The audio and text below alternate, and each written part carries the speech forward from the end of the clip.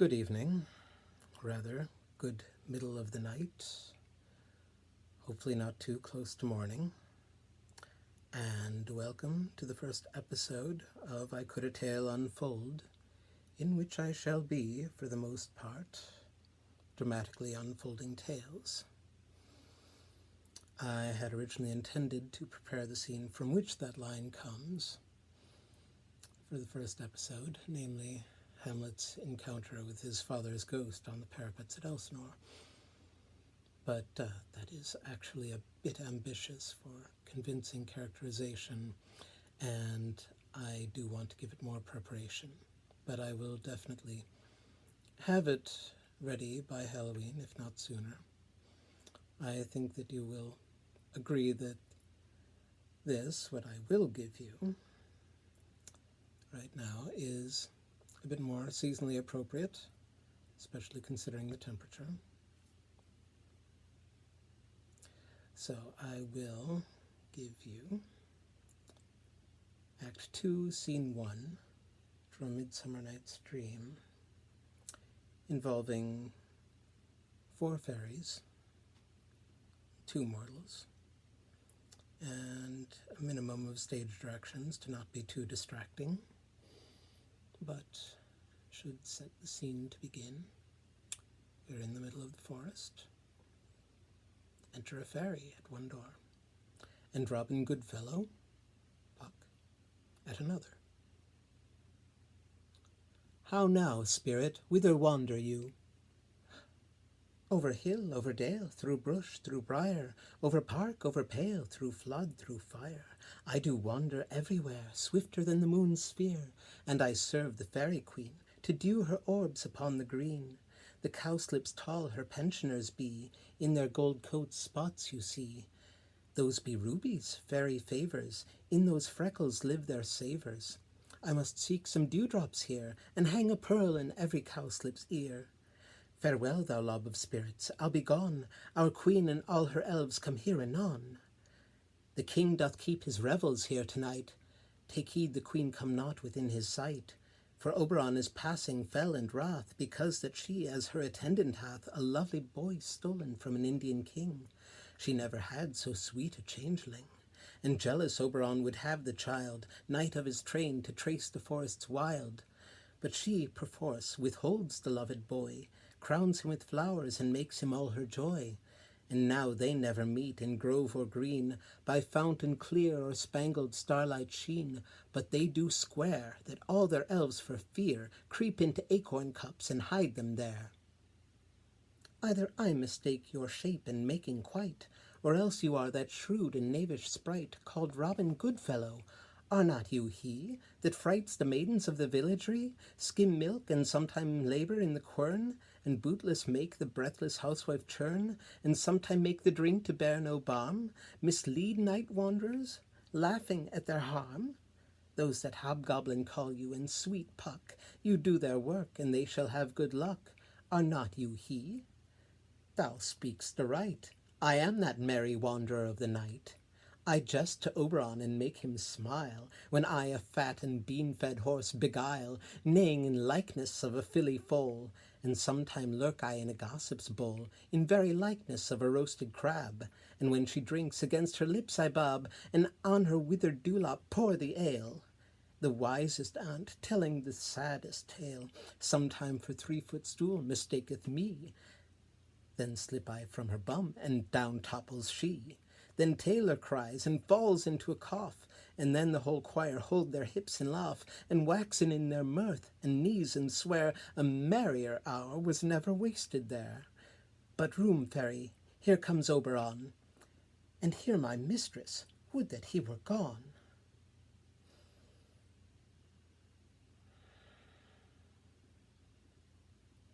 Ill met by moonlight, proud Titania.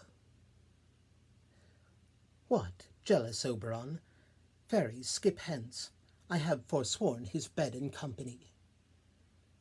Tarry, rash wanton, am I not thy lord? Then must I be thy lady, But I know, when thou hast stolen away from fairyland, and in the shape of Corin sat all day, playing on pipes of corn, and versing love to amorous Phillida, Why art thou here, come from the farthest steep of India? But that, forsooth, the bouncing Amazon, your buskined mistress and your warrior love, to Theseus must be wedded, and you come to give their bed joy and prosperity. How canst thou thus, for shame, Titania, glance at my credit with Hippolyta, knowing I know thy love to Theseus? Didst thou not lead him through the glimmering night from Periginia, whom he ravished, and make him with fair Aglis break his faith with Ariadne and Antiopa? These are the forgeries of jealousy, and never since the middle summer's spring met we on hill, in dale, forest, or mead, by paved fountain or by rushy brook, or in the beached margent of the sea, to dance our ringlets to the whistling wind, but with thy brawls thou hast disturbed our sport. Therefore the winds, piping to us in vain, as in revenge, have sucked up from the sea contagious fogs, which falling in the land, hath every pelting river made so proud, that they have overborne their continents. The ox hath therefore stretched his yoke in vain, the ploughman lost his sweat, and the green corn hath rotted ere his youth attained a beard. The fold stands empty in the drowned field, and crows are fatted with the murrian flock. The 9 men's morris is filled up with mud, and the quaint mazes in the wanton green, for lack of tread, are indistinguishable. The human mortals want their winter here. No night is now with hymn or carol blest. Therefore the moon, the governess of floods, pale in her anger, washes all the air, that rheumatic diseases do abound, and through this distemperature we see the seasons alter. Hoary-headed frosts fall in the fresh lap of the crimson rose, and on old hymns thin and icy crown, an odorous chaplet of sweet summer buds, is as in mockery set. The spring, the summer, the childing autumn, angry winter, change their wonted liveries, and the mazed world by their increase now knows not which is which. And this same progeny of evil comes from our debate, from our dissension. We are their parents and original. Do you amend it, then? It lies in you. Why should Titania cross her Oberon? I do but beg a little changeling boy to be my henchman. Set your heart at rest. The fairy land buys not the child of me. His mother was a votress of my order, and in the spiced Indian air by night full often hath she gossiped by my side, and sat with me on Neptune's yellow sands, marking the embarked traders on the flood. When we have laughed to see the sails conceived, and grow big-bellied with the wanton wind, which she with pretty and with swimming gait, following, her womb then rich with my young squire, would imitate and sail upon the land, to fetch me trifles and return again, as from a voyage rich with merchandise. But she, being mortal, of that boy did die, and for her sake I rear up her boy, and for her sake I will not part with him. How long within this wood intend you stay? Perchance till after Theseus' wedding day. If you will patiently dance in our round, and see our moonlight revels, go with us. If not, shun me, and I will spare your haunts. Give me that boy, and I will go with thee. Not for thy fairy kingdom, fairies, away, we shall chide downright if I longer stay.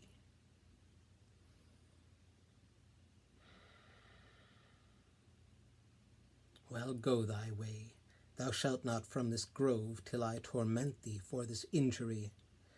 My gentle Puck, come hither. Thou rememberest, since once I sat upon a promontory, and heard a mermaid on a dolphin's back, uttering such dulcet and harmonious breath that the rude sea grew civil at her song, and certain stars shot madly from their spheres to hear the sea maid's music? I remember. That very time I saw, but thou couldst not, flying between the cold moon and the earth, Cupid all armed. A certain aim he took at a fair vestal throned by the west, and loosed his love shaft smartly from his bow, as if it should pierce 100,000 hearts.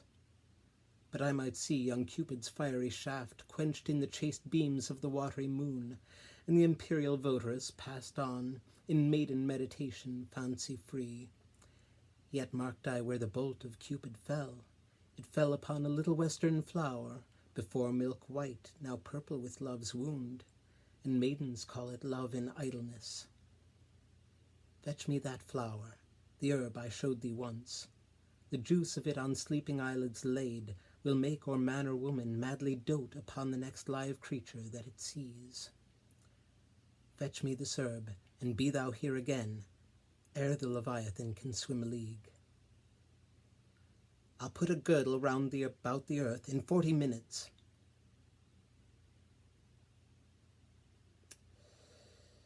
Having once this juice, I'll watch Titania when she is asleep, and drop the liquor of it in her eyes. The next thing then she waking looks upon, be it on lion, bear, or wolf, or bull, on meddling monkey, or on busy ape, she shall pursue it with the soul of love. And ere I take this charm from off her sight, as I can take it with another herb, I'll make her render up her page to me. But who comes here? I am invisible, and I will overhear their conference. I love thee not, therefore pursue me not. Where is Lysander and fair Hermia? The one I'll slay, the other slayeth me. Thou toldst me they were stolen unto this wood, and here am I, enwoed within this wood, because I cannot meet my Hermia. Hence, get thee gone, and follow me no more. You draw me, you hard-hearted adamant, but yet you draw not iron, for my heart is true as steel. Leave you your power to draw, and I shall have no power to follow you. Do I entice you? Do I speak you fair? Or rather, do I not in plainest truth tell you I do not, nor I cannot love you? And even for that do I love you the more. I am your spaniel, and Demetrius, the more you beat me, I will fawn on you. Use me but as your spaniel, spurn me, strike me, neglect me, lose me, only give me leave, unworthy as I am, to follow you. What worser place can I beg in your love, and yet a place of high respect with me, than to be used as you use your dog? Tempt not too much the hatred of my spirit, for I am sick when I do look on thee, and I am sick when I look not on you. You do impeach your modesty too much, to leave the city and commit yourself into the hands of one that loves you not, to trust the opportunity of night and the ill counsel of a desert place, with the rich worth of your virginity. Your virtue is my privilege, for that it is not night when I do see your face. Therefore I think I am not in the night, nor doth this wood lack worlds of company, for you in my respect are all the world. Then how can it be said I am alone, when all the world is here to look on me? I'll run from thee and hide me in the brakes, and leave thee to the mercy of wild beasts. The wildest hath not such a heart as you. Run when you will, the story shall be changed. Apollo flies and Daphne holds the chase. The dove pursues the griffin, the mild hind makes speed to catch the tiger, bootless speed when cowardice pursues and valor flies. I will not stay thy questions. Let me go, or if thou follow me, do not believe, but I shall do thee mischief in the wood. Ay, in the temple, in the town, the field, you do me mischief. Fie, Demetrius, your wrongs do set a scandal on my sex. We cannot fight for love as men may do. We should be wooed, and were not made to woo. I'll follow thee, and make a heaven of hell, to die upon the hand I love so well.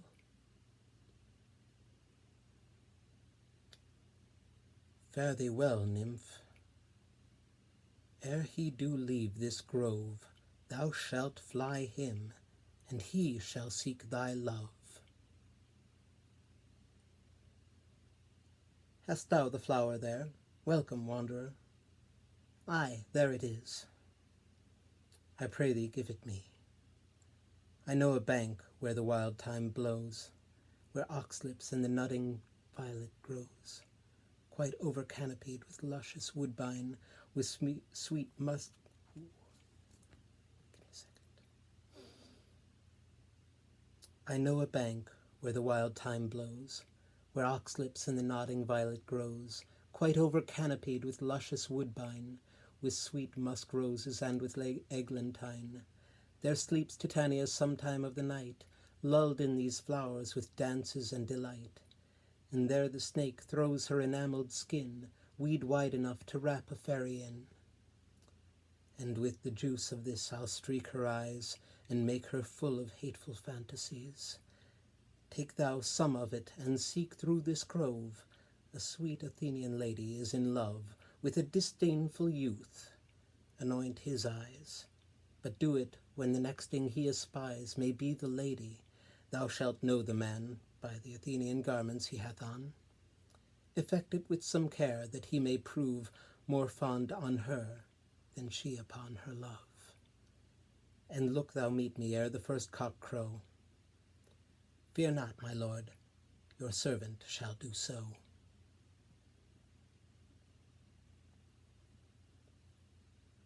And of course we know how that gets all complicated. Well,